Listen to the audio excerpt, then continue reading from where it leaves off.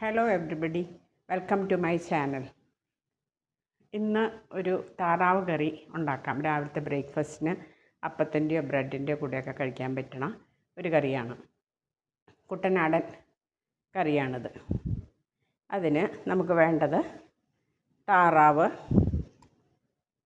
വൃത്തിയാക്കി കഴുകിയെടുത്തത്, പിന്നെ സബോള, ഇഞ്ചി, വെളുത്തുള്ളി, പച്ചമുളക്, വേപ്പില, ടൊമാറ്റോ, മല്ലിപ്പൊടി, മഞ്ഞൾപ്പൊടി, കുരുമുളക് പൊടി, ഉപ്പ്,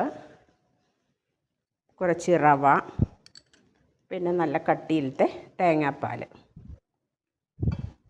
ഇതെല്ലാം ഞാൻ ഇവിടെ ഒരുക്കി വെച്ചിട്ടുണ്ട്. ചട്ടിയിൽ വെളിച്ചെണ്ണയാണ് അതിന് വേണ്ടത്. ഞാൻ കുറച്ച് വെളിച്ചെണ്ണ ഇതിൽ ഒഴിച്ചിട്ടുണ്ട് ചൂടാകാനായിട്ട്, സമയം പോകാണ്ടിരിക്കാനായിട്ട്. വെളിച്ചെണ്ണ ഒഴിച്ച് കാഞ്ഞ് വരുമ്പോൾ നമ്മൾ വെളുത്തുള്ളി നീളത്തിലരിഞ്ഞത്, ഇഞ്ചി നീളത്തിലരിഞ്ഞത്, അത് പിന്നെ പച്ചമുളക്, വേപ്പില, സബോള ഇതെല്ലാം കൂടിയിട്ട് നന്നായി വാട്ടണം. ഈ കറിയുടെ പ്രത്യേകത എന്താണെന്ന് പറഞ്ഞാൽ, അതിൽ മുളക് പൊടി നമ്മളൊട്ടും ഉപയോഗിക്കുന്നില്ല. അതിന് പകരം നമ്മൾ ഉപയോഗിക്കുന്നത് കൂടുതൽ പച്ചമുളക്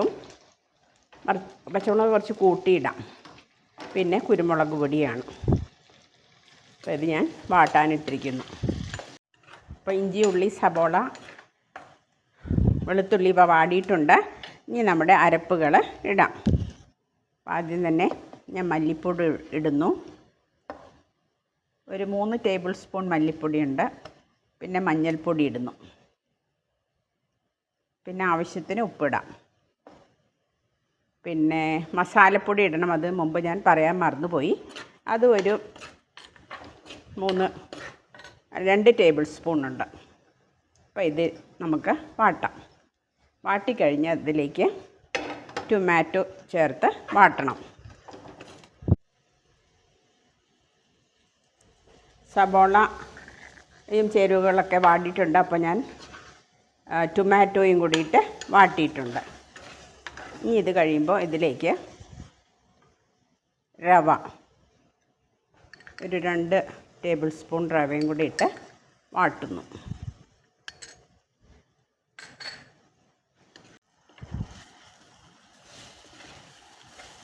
റവ ഇട്ട് വാട്ടി ഇതിലേക്ക് നമ്മൾ നല്ല തേങ്ങാപ്പാൽ ഒഴിക്കുന്നു. അത് തിളയ്ക്കുമ്പോൾ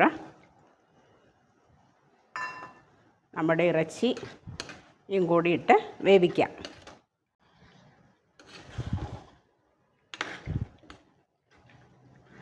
ഇതിലേക്ക് നമ്മുടെ താറാവിറച്ചിയും കൂടി ഇട്ട് വേവിക്കുന്നു. വെള്ളം പോരാന്നുണ്ടെങ്കിൽ കുറച്ച് വെള്ളം കൂടി ചേർക്കാം. ചട്ടിയാവുമ്പോൾ വെള്ളം വേഗം വറ്റിപ്പോകും. ഉപ്പ് നോക്കണം. ഇറച്ചിയും എല്ലാ കൂട്ടുകളും കൂടി ഇട്ട് വേവിക്കാൻ വെച്ചിട്ടുണ്ട്. ഇത് മൂടി വെച്ച് നമുക്ക് വേവിക്കാം. ഇടയ്ക്ക് ഇളക്കി കൊടുക്കണം, അല്ലെങ്കിൽ മൺചട്ടിയായി തന്നെ പിടിക്കാൻ സാധ്യതയുണ്ട്.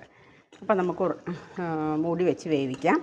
കുറച്ച് വെന്ത് കഴിയുമ്പോൾ കുരുമുളക് പൊടി ഓഫ് ചെയ്തിട്ട് കുരുമുളക് പൊടി ഇട്ട് വാങ്ങാം.